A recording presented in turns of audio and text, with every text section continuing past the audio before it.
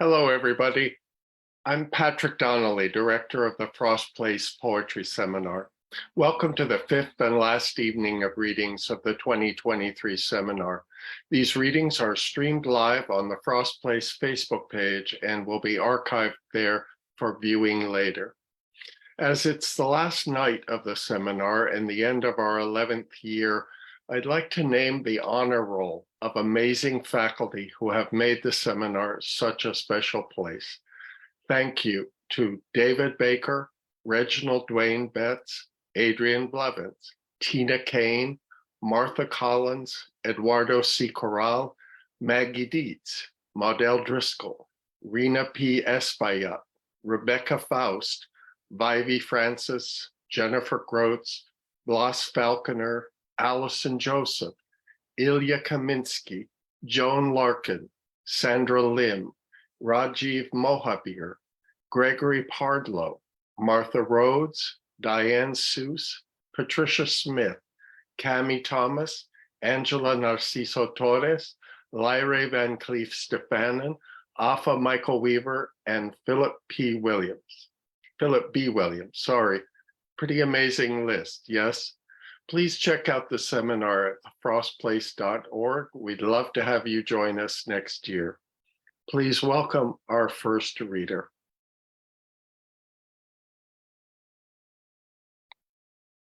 Hello, my name is Joy Arbor, and I've had such a great time at the poetry seminar.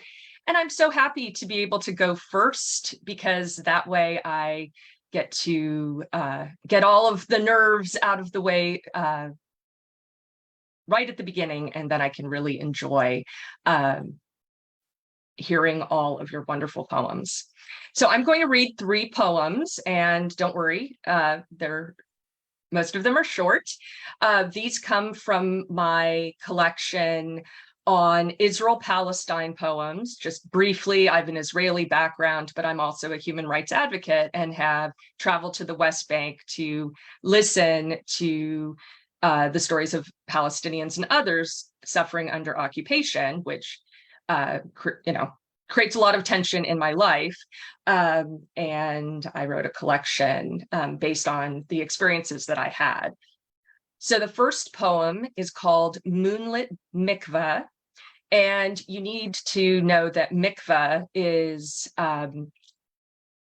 purification waters in Judaism, and that Hashem is a word that is often used for God. Moonlit Mikveh at Bat Ain, West Bank. Maybe teen girls steal from the sleeping settlement to the ancient mikveh, not to immerse for Hashem, not to purify, but to pull the moon by its lily stems into the serpents of their spines.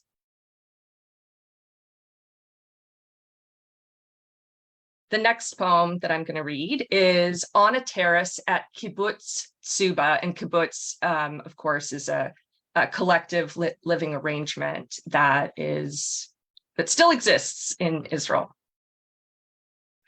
And this is Kibbutz Suba is on the outskirts of Jerusalem. We followed onto a fresh-tilled field, a soft loam terrace, and my sneakers sank in. I hadn't gardened in years, and the plot wasn't mine, but I worried our steps packed the soil. Then it happened.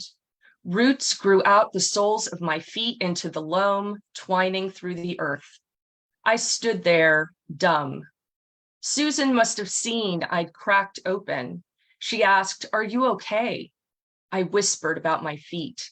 She bent down, picked up some soil, placed it in my hands, told me to rub it between my fingers, taste. Gave me an acorn I still have. Before the endless excavation and examination of what that moment meant and what it was, she walked me to the far end of the field, to the 700-year-old oak, the 1,000-year olive with its hollow trunk, my upturned roots dragging behind.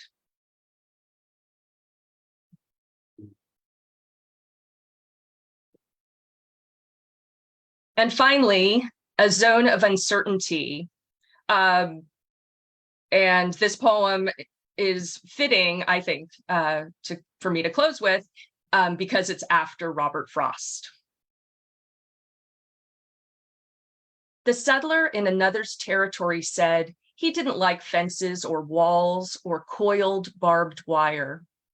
He preferred a zone of uncertainty, which reminds me of my neighbor's treehouse hunting blind. I imagine fear standing vigilant there, ready to raise a rifle or make incursions for drifts of cottonwood clodding the pond. Is there a spell for balancing these rocks? My Michigan long acres have no fence on one side, and so the deer appear from the brushy trail on the west and scamper across mown grass to the trail on the far side of the east neighbor, pulling out the sun's stitches, safe from the other neighbor's front porch firing range. A wild turkey takes a break from tending poults and wades in the pond shallows. Unfenced, no privacy, few backyard cookouts. Our ducks, when we had them, weren't safe outside their run. Some chickens don't cross roads, you know. It's easier to love thy neighbor when the gunshot air's done reverberating. Thank you.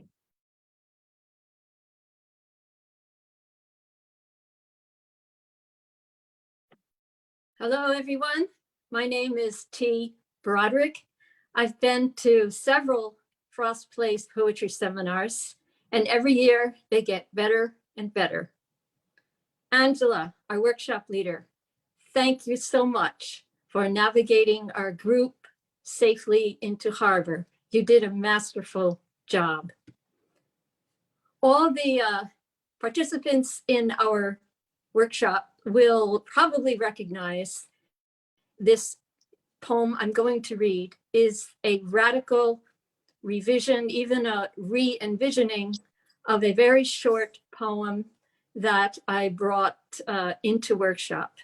So thanks to all of them for their suggestions for changing. I'll be reading just this one poem. It's called To a Friend in Profound Grief.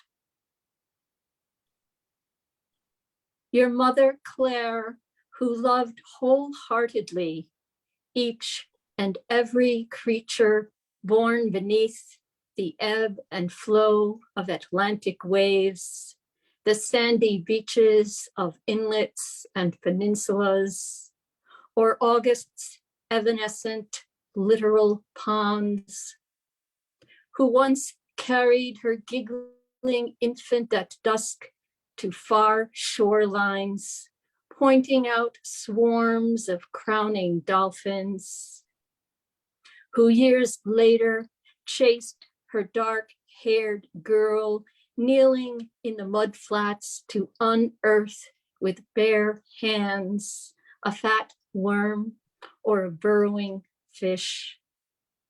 And later still, who walked beside her long-legged sophomore come home from college, sharing Latin names for a puddle's microscopic natives. My friend, see how now your mother is placing in your palm so wet from sobbing a six-fanged serpent.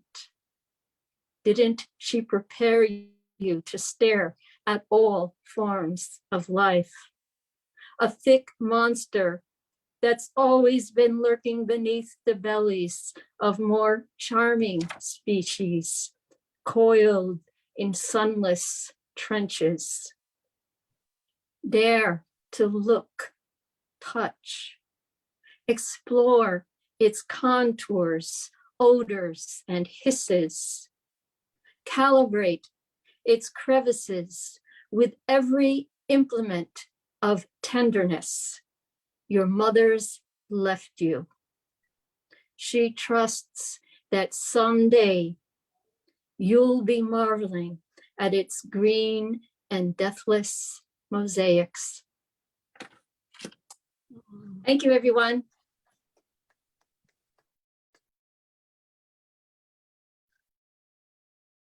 My name is Denny Caldwell. I'm broadcasting from Hancock, New Hampshire.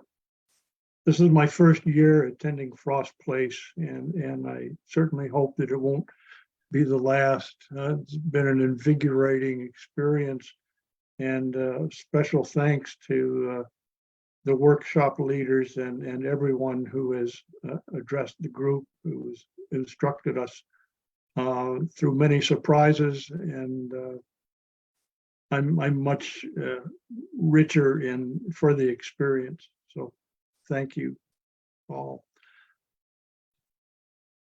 In 2007, I accompanied my spouse on a research project in the Bandiagara region of Mali in West Africa. On a return journey to leave Mali, we stopped for the night in the city of Mopti. This poem is titled Dinner in Mopti. I hear the groans of a man outside struggling to crawl up 2 steps from the dirt walkway into the restaurant. I peek over the top of my menu to see a scarred knee appear in the entrance, the swollen Niger River flowing just beyond the street. A hand grips the entrance edge while my 3 companions engage in academic conversation on community health. The knee forces itself up the final step onto the floor. The man tips up, spins on his knee, lands in a skeletal heap. Safe from falling outside, he squirms upright to lean against the wall to gather strength. Having found enough of it, he leans forward, stops his fall with clenched fists, knuckles down to the floor, lifts himself, swings his useless, skewed legs forward. He lowers himself, leans, sets fists again, lifts, repeats his awkward advance toward our table with its sparkling utensils, glasses of clean water on a white linen cloth. The portly owner appears, speaks roughly at the man, who takes a green card from his pocket, shows it to the owner, who frowns, curses, yet makes no move to stop him, and continues to prepare our tea. The man clumps toward us until he stops next to my chair, braces himself upright on one arm, extends his other palm up, uncurls his gnarled fingers, looks into my eyes, blinks, grunts, and nearly toothless attempts to smile. I return a blank face, and after a moment shake my head no. He looks at the others at our table, now quiet, motionless, then returns his plea to me, moves his hand back, forth, gestures to my pocket, and waits. After a moment, he retreats his hand, looks down, carefully sets fists to the floor, and turns away. Thank you.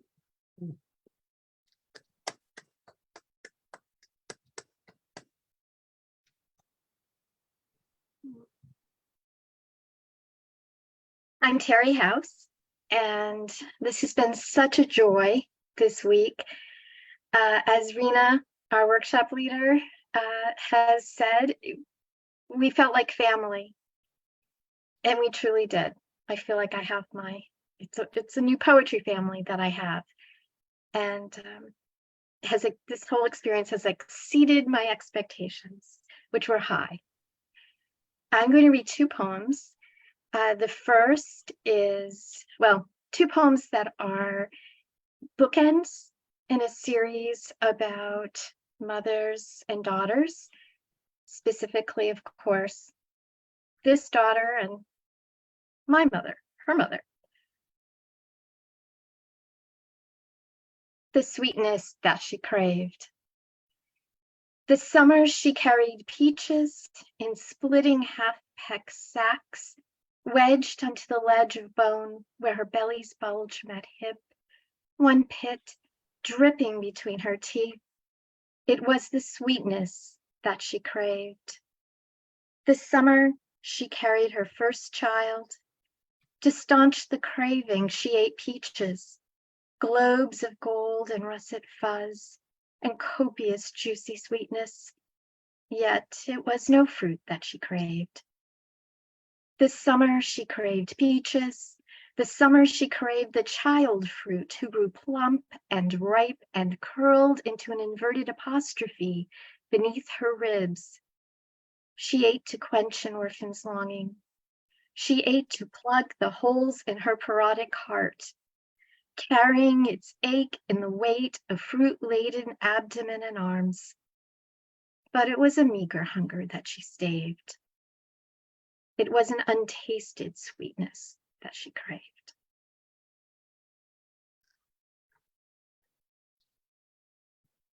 Keough. On side, dozing. I am homing, floating, homeward toward the far, far haven of my mother's neck.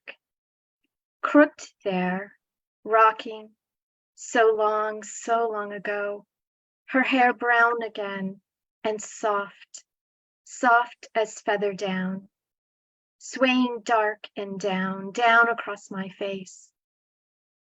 Great blue heron stabs the pond awake. She is shifting, attenuated, gray. I think my mother's neck.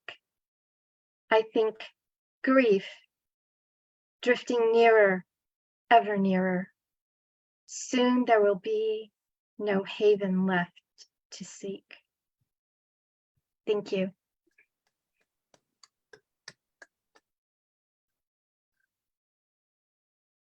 Hi, I'm Sharon Kennedy Nolle.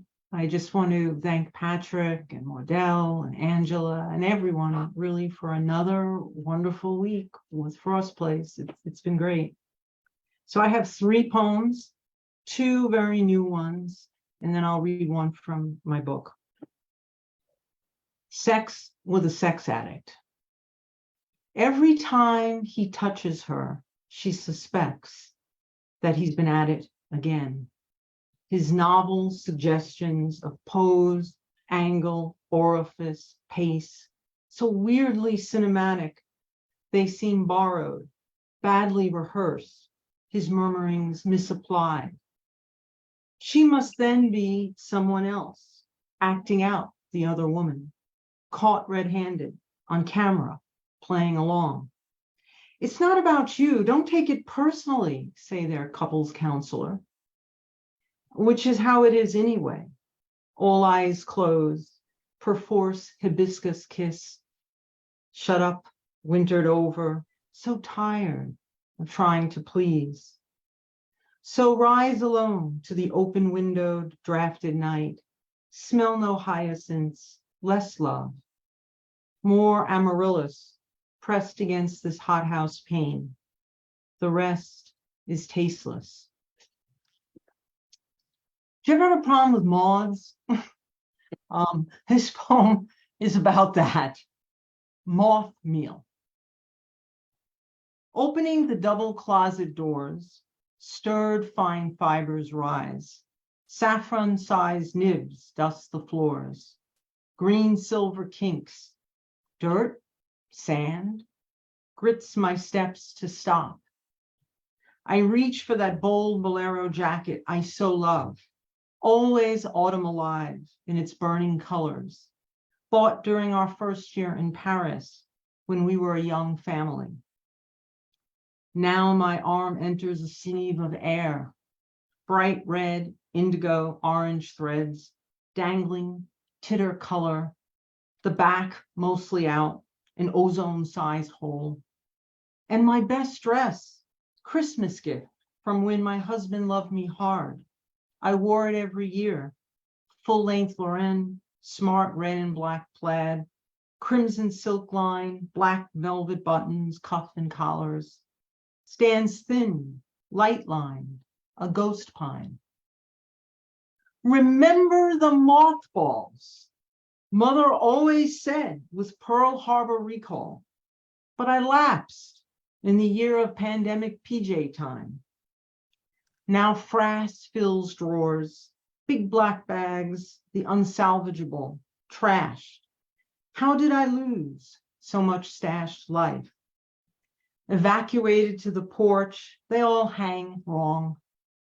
Scarred by sunshine, accessorized by marshmallowy cocoons, silver webbing, gum-stuck glint on my purple brocade, larval cardigans with pockets bottomed out.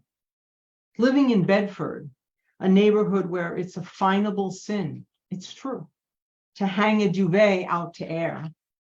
My shredded shrouds sway accusingly. Holes, holes howl, old years in the air. They ask next for my corpse. Moth-mouthed, I taste this dust paste, fingertip a wingless death. And my last poem is for my son. It's called Safekeeping. Gone missing. So I stood wincing in the locksmith's shop. The machine's steady skreek, sparks and tinsel shavings, as he calmly cut a key to your safe. From a click comes the newly minted of nothing. Hinges sigh stale air. How long since you cleared out? All I have left is a lock of your hair the coroner cut. More splinters, really, like down, of which you never had much to spare. Too clean, a clump of red filings fluff the ME envelope. Rusty filler, smoldering color against the vellum flap. Not the way the sky flamed the day they finally found you. Sunset dream of some DNA resurrection? If only I could have kept the valuables. Sleepless nights I go like a bloodhound to the safe, to the envelope, inhale the lanolin, this substitute, howl for the babe you, not lock safe, not alive. Thank you.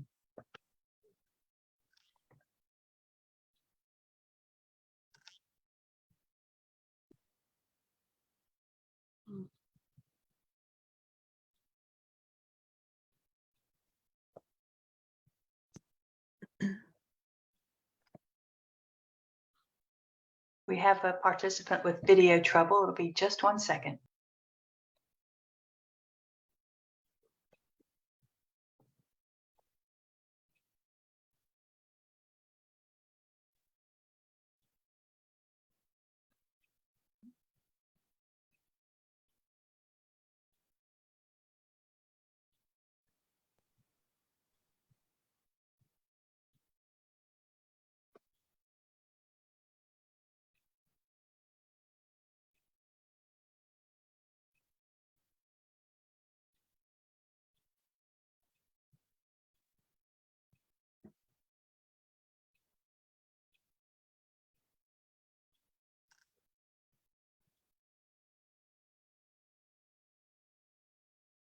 Hi, Isabella. Hi. I'm Isabella. This is my first time at the Frost place, and I've had such a lovely week. Big special thank you to Angela and everyone in my workshop group. It was incredibly special. Thank you. I'm gonna read 2 poems today, one of which I wrote during the conference, and then one of which I revised this morning. So the first one is untitled. Me and my father disagree about God over the ashtray. and I am thinking about how to be sick again. This morning I ran in a 97-degree heat just to tell you I did. I know you will ask me to take better care of myself, and I will be worse because that is all I can stomach these days. When I think about tomorrow, it is in shapes and colors. My reflections are flashes of gray. There's a corpse in my room and I cannot find it, but there's nothing I can do about that right now. I step over the ever-present pile of clothes on my floor and learn to take the long way to bed. My sister is on chapter 18 of the book I read first. My heart beats for her. I hold her hand and tell her to wait until the part where they first kiss. It will change everything. My own pages turn slowly. I do not want to run out of words before I am ready for the end. I am pretty sure I know how the story goes, but I have been fooled before. At 4:14 a.m., I am sobbing on the phone, and by dawn, I am silent. I am still angry for the night you decided to be someone else's. I'm so sorry I do not bear it more beautifully. I think about leaving you, but I would rather just go to sleep. The sink is a black hole of almost empty drugstore makeup, and the water does not run anymore. The mirror is split in 3 places, and in it, I look like me. The light still flickers, but that is something that simply is. I have big plans, but nothing written down. Today, I am sure, might be the day. My father and I drink sweet, cheap wine before dinner and bitter beer after dark. We try to fill space and time with anything and everything but naming what is holding us here. My alarm permeates a dream I am having about you, and I am crying again. I know better.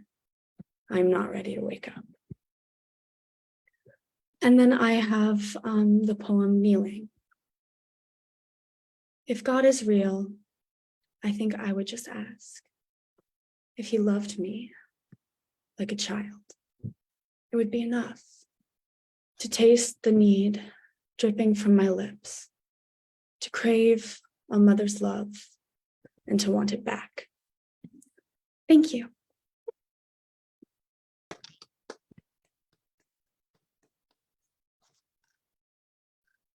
Hi, everyone. My name is Migwi. I will be reading one poem today, but before I do that, I want to thank everyone who has made the Frost Place seminar wonderful. I've had wonderful faculty. Special thanks to Rena. It has been a wonderful week of learning and hearing from all of you.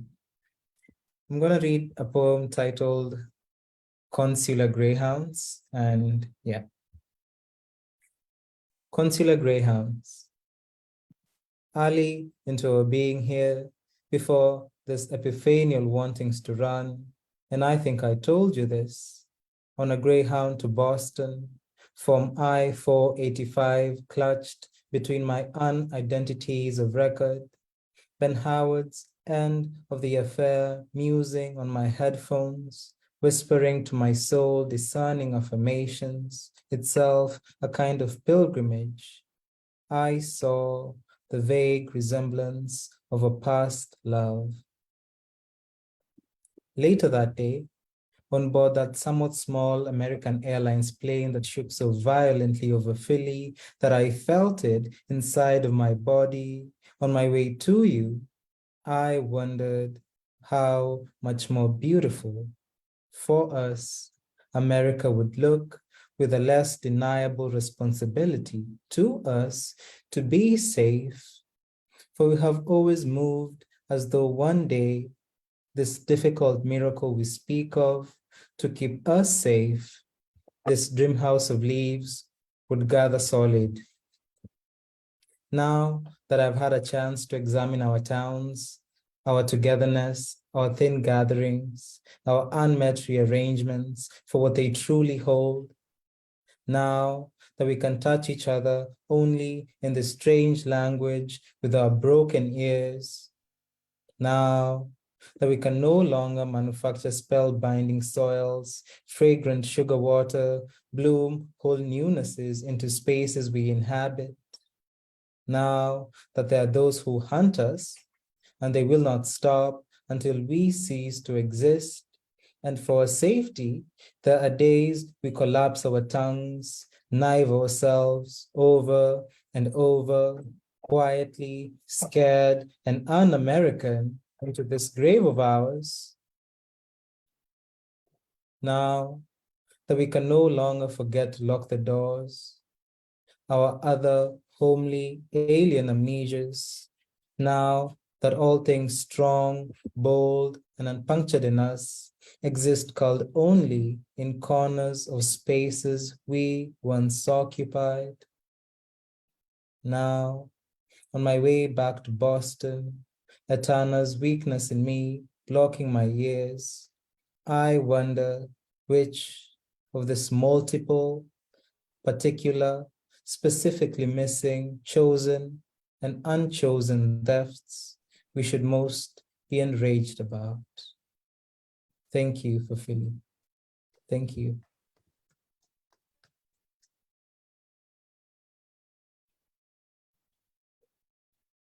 Hello, my name is Kim Keough, and this is my second summer at the Frost Place. And I would like to thank Patrick and Rena and Modell and my workshop mates. I'm coming away this week with a toolbox so full I will need to drag it to my writing table. And for that, I'm very grateful to all of you. I have 2 poems this evening. The first is an Ars Poetica with the unlikely title of Big Mouth Billy Bass. So satisfying to the ear, the sound of scissors hissing across gift wrap, thin as thin ice on a lake, like teeming beneath, but then the fucking fulcrum cracks, unhinging blades, which just a moment before had been so elegant in their pair skating. Now crude shanks, useful when one is protecting oneself from a murderer, not so much when one is trying to give them a gift. You're torn, left with that square of paper, white as a winter whiteout. Do you give up? No. You begin again, fold upon precise fold, but don't get ahead of yourself. First, you must unbend the bed-shaped box into 3rd dimension. Not harmonic yet, but it will suffice. You keep working, gift giver and gift, trembling like lovers sizzling through some fantasy for which the safe word is ready. Bow just so, tied up behind the back. Here, here, take it. I got it just for you. What you got is a fish, more miraculous than the Jesus fish. Eyes in glassless, swims in air but goes nowhere. Amphibious ventriloquist sings, take me to the river, miltless, its rubber scales flat, but bump. The lake ice groans. But man, this fish is funny. Fed by its plasticity, the multitudes belch up guffaw after guffaw, proving Oscar, the poet, not the puppet, correct. If you want to tell people the truth, make them laugh. Otherwise, they will kill you. And besides, wouldn't it feel good to be loved just a little before you were gutted like a live fish, battered and homely? Just the facts, ma'am, just the facts. It gets slimy, slippery, the truth, much messier than that bishop fish. And no one wants that. Not really. Throw it back. This next poem, we spent a good deal of today frolicking in sonnet world, and it was wonderful. And so this poem is a sonnet. And just to locate you, the speaker is sitting inside at a desk, looking out the window at her lover, who is preparing some shelves for a bookcase. It's titled Shelves. I look up from the umpteenth draft of this poem to watch you prepare the shelves you are building for our books. How deftly you saw through the knots and sinew, A swatch of worn out sandpaper and drill bits lie next to hooks you'll use as anchors on our crooked wall, while above you, a school of salmon leaves swim away from their tree against the wind. It's fall, and you know this light won't last, but you dare it to dim as you pry off that lid of stain. I cannot understand what makes you stay when I've never built you a thing as solid or useful by my own hand. Must be rough words which refuse to ring. I tap on the window, you startle, but point to the shelves. Our moment read, then slid back to keep for ourselves. Thank you.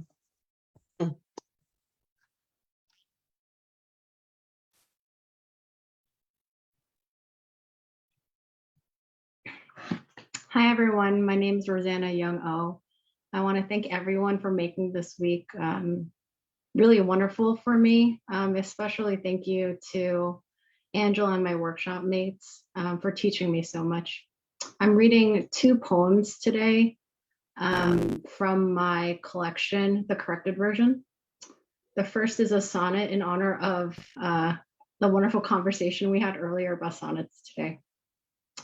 Reading into the fire.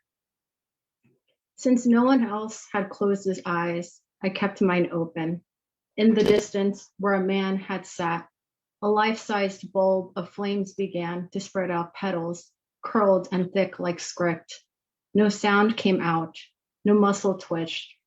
The scent of oiled cloth and flesh tattooed the street. Oh God, I read an anger in that heat, in how his body, disobedient, collapsed into its hollow.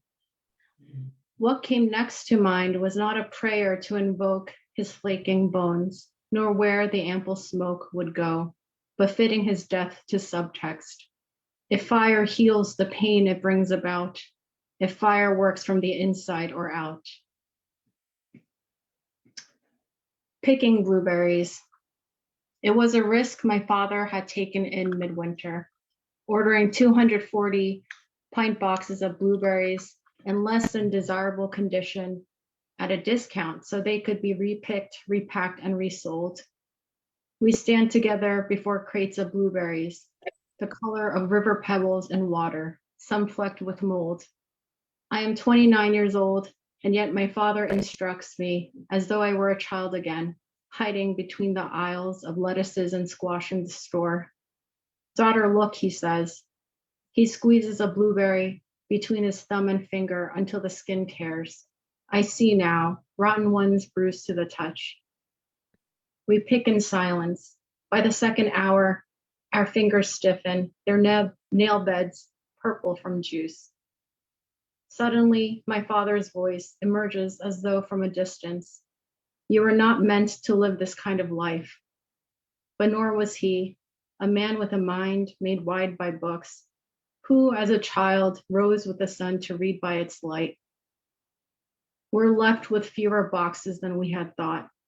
How to price them? $3.99 per pint. Thank you.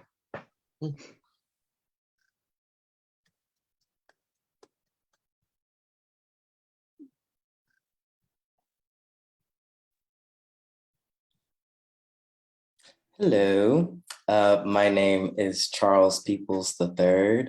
Thank you, everybody. This has been an awesome week.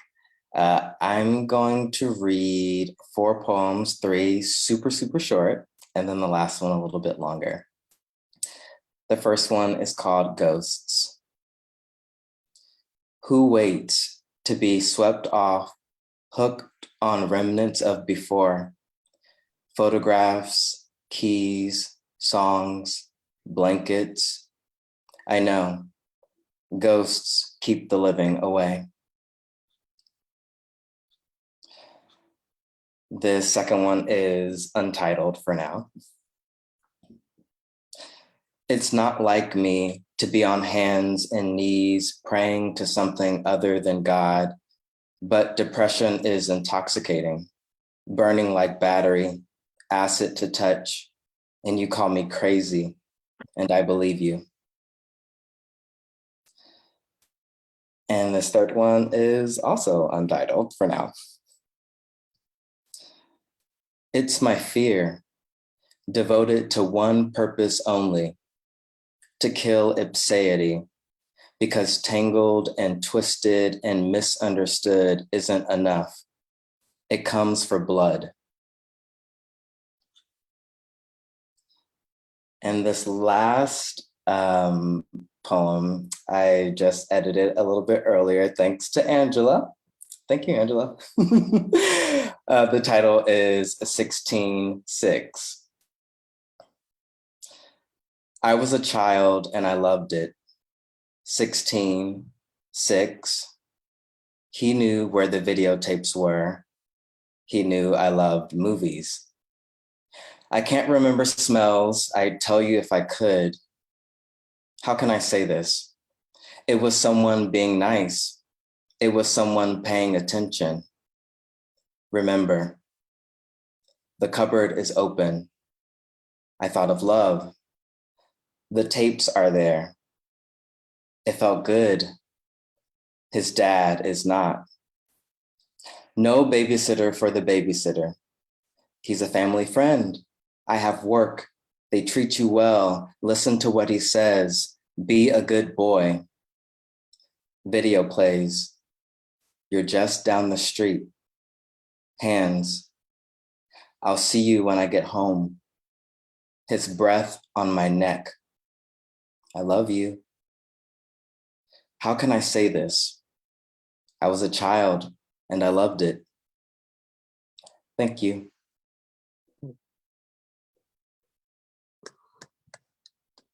Hi, everybody. I'm Jennifer Poteet, and this is my second time at the Frost Place, and I had a wonderful week. It went by so quickly. Thanks to everyone, Patrick and the whole team and everyone in my workshop. I had got so much out of it. I'd like to read 3 short poems that are in my collection that's that I'm working on, called The Borrowed World, which touches upon my mother's death, her life, my life after. So I'll begin. Shell.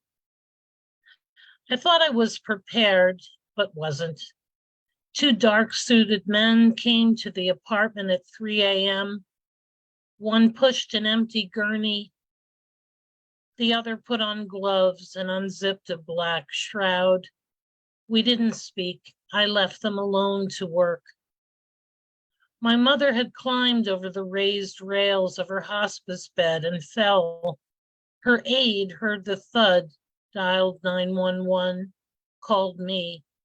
I was blocked from the bedroom as EMTs compressed my mother's chest, but she was already gone. A bump as the men hoisted their cargo past the room divider out the front door. The lower plate of my mother's dentures was left behind on the carpet, a half smile. I reached down, still warm. I cupped the pink horseshoe and raised it as I would a seashell up to my ear. Agnes had a back like an ox and muscular arms and legs. She was able to lift my mother's body, dead weight, into the tub's special chair with ease, methodically scrub her with a soapy washcloth, dry her with a thick towel like she was caring for her own mother. She powdered and dressed her on the mattress. They would go for long walks, my mother's bald head covered with a wool cloche hat in August. Agnes at the helm pushed the wheelchair. They were gone all afternoon. On Sundays, Agnes baked a cake and roasted chicken. It was my job to fill the pill box with a week's worth of odd-shaped medications. Sometimes I would try to get my mother to talk, but mostly she would sleep. Agnes slept on a cot in the living room where she had moved all of the furniture against the walls to prevent accidents. And all I could think to do when she wasn't needed anymore was to give her some of my mother's shoes. And lastly, my mother ironed. Both hands slid the Proctor silex with a devotion some people have when they whittle wood or knit. The perfume of heavy starch, a hiss of steam on wet linen. Shirts swung on satin hangers in a neat row beneath the padded board. Even the bed sheets flattened, obedient to her press. Tablecloths were her specialty, and my mother could iron all day, especially if WQXR played Baroque. Now that she's gone, I walk wrinkled out into the world.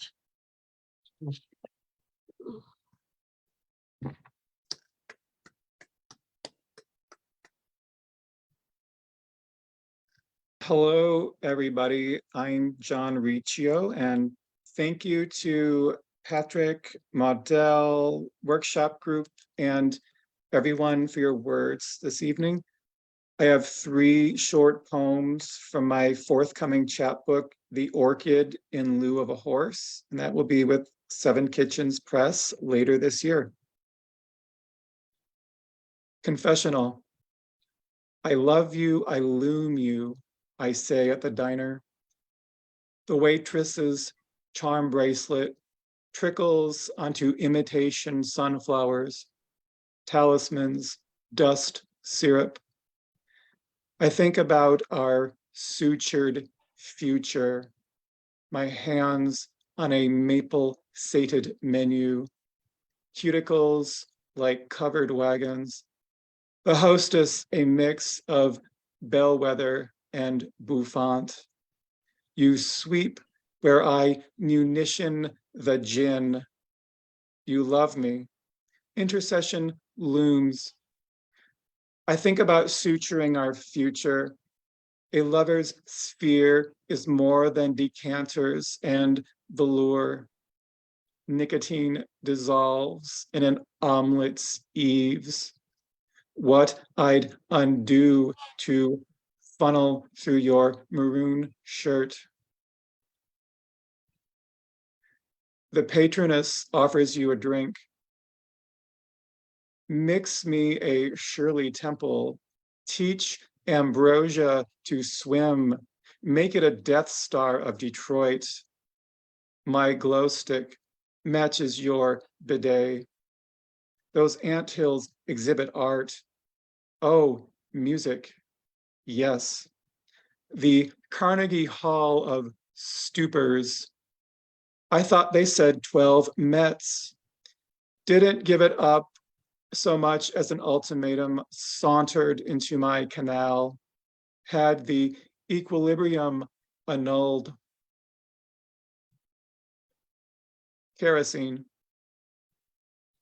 As a fire eater, you will never go unemployed. Your windpipe determines retirement. Ember jaws, spark gums, the physical is glamorous. Come April Fool's Day, the lighter fluid dunk tank. Do you remember Joe Stilt Ankles Mickelson? Well, now he runs the Kissimmee circus scene with his fiancée Carol, Miss Spinning Plates. You, who were raised on 3-syllable commands, somersaults, abrogate, genuflect, the perfect Jesuit acrobat. If you're lucky, you'll meet the ventriloquist with extra knuckles, your bellows, his teeth. Lord knows where that could lead. Thank you.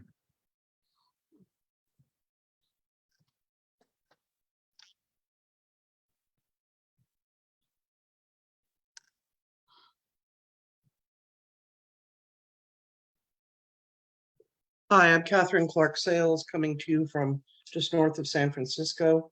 I'm going to read 3 poems tonight. These are from my collection of medical stories from my medical practice that'll be coming out with St. Julian Press in October. And the title of that is The Telling the Listening. I also would like to add my thanks to the chorus that we've had tonight for this absolutely marvelous year or week. It felt like a year. It went on too soon and too long, I guess, but it was a wonderful week. First poem. We've been talking about cats this week, so I thought I would read this poem about my last cat. I'm one of those crazy cat ladies who actually put my cat on chemotherapy when he had lymphoma. I gave him another year and he wasn't sick during that time. Remission. The calla lilies have gone from tapered candles of prayer to gratitude. Their ivory cups spill the light of slanted sun.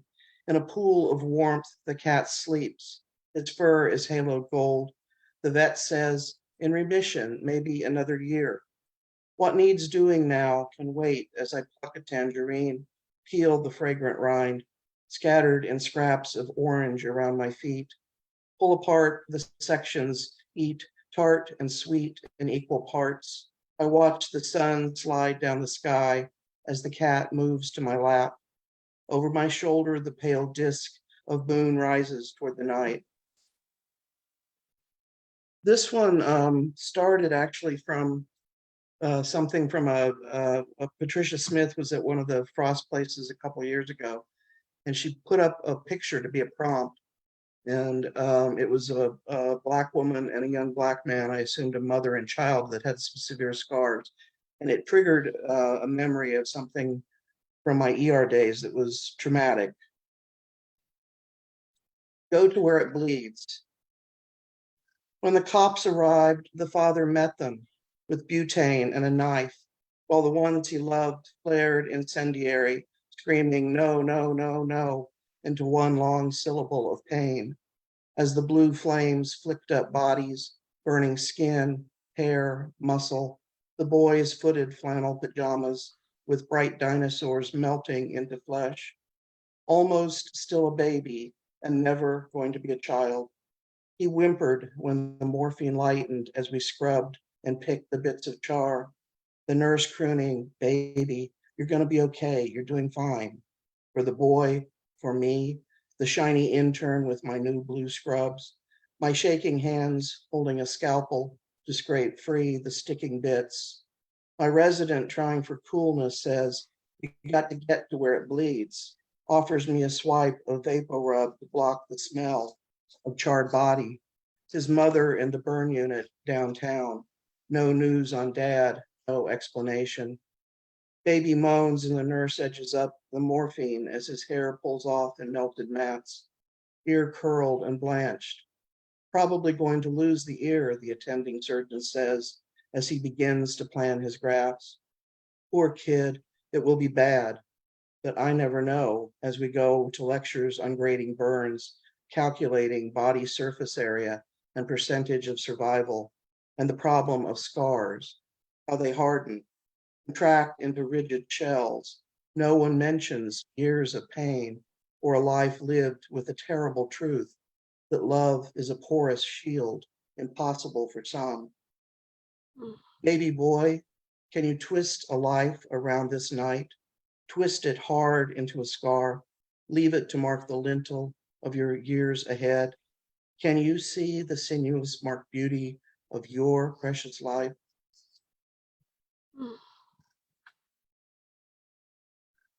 I hadn't remembered that episode until that picture popped up. Anyway, this one is more consolatory. The ICU nurse sang. The ICU nurse sang and held one hand of the nameless man, told me to hold the other, reminded me to breathe when he did not. And tears, she said, were fine, contrary to the professor who sneered at my first death, told me to hide moist eyes in paperwork. But with this man found dying and alone, we stood on either side, him between, silenced alarms, screen left dark, while her soft lullaby filled the hollow places, and the man lay quiet until he died. Thank you.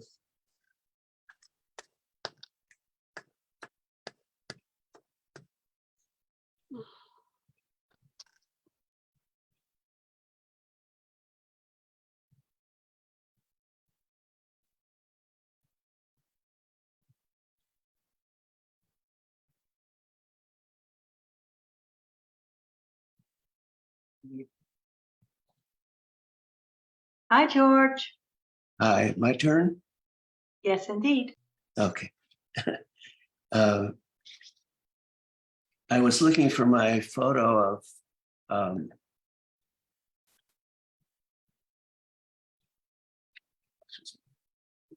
Don Sheehan. I'm sorry, I was looking for my photo of Don Sheehan, who used to run the Frost Place festivals. He was a man, he was a Russian Orthodox disciple, had a long white beard, and he set a tone of wonderful kindness and a love of the art of poetry for a number of years when he ran the Frost Place.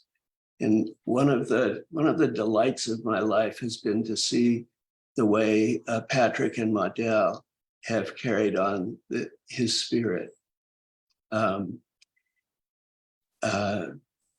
The attitude of mind of the people who run things permeates thoroughly the things that they run. And this wonderful week that's the highlight of my summer every year is something for which I'm deeply grateful. Thank you to my fellow poets in our group this week, and thank you to Rena. It was an honor to get to be your student this week. Your love of the art, the way that the forms are second nature to you, all of that was a gift to us. I'll read one poem. This is called Ernestine's Color Wheel. I hope it'll make you laugh a little. 4 a.m. and I'm Googling, what do black stools mean? Imagining the worst, feeling a little betrayed. Though I'm 73, I still want more. When children don't learn to talk, the easiest place to start is to teach them to ask for more. The best teaching arrangement involves playfully tossing them in the air over and over until they laugh as if Jesus never died on that cross. Or you put them on a giant beach ball and roll it enough to tilt their head back so they can giggle and coo like the mourning doves. And then the teacher stops suddenly, unannounced, a freeze, no more rolling, no more little forays into flight, and waits and watches till the child makes the littlest gesture, a small jerk of the arms upward, a flex of the wrist, a chortle or a random vowel sound, an open ah, or an innocent little grin, as if Judas were George Washington and never, ever even thought to tell a fib. And then as soon as that mute child flexes a finger or nods or sighs, the good teacher resumes the game, shouting, more, you want more. Google gives me an ad for Ernestine's stool color wheel, which I can buy for 99 cents, renewing weekly, or $150 for a year up front. Such a deal. Once I've got my password, Ernestine tells me that black is only the most prosaic of choices. It seems we gifted humans can shit maroon, white, green, and even yellow. Ernestine offers a blue line under each color so I can click and see which lesion in which organ has turned on me. Very precise is Ernestine. Black now seems kind of boring. Imagine discovering a yellow turd out of the blue, so to speak. An occasion for a selfie, for sure. I'm careful to click on the red dot in the corner of the screen so there's no history of Ernestine's color wheel. No point in alarming my bride of 50 years when she goes to check her emails and finds black stool, call 911. I climb back into bed, my mind alight with visions of white and green shit. My God, just imagine it, green. She snuggles against me in her sleep. My lungs force a soft ah through my throat. I offer my prayer of beseechment. More, sweet Jesus, more. Thank you.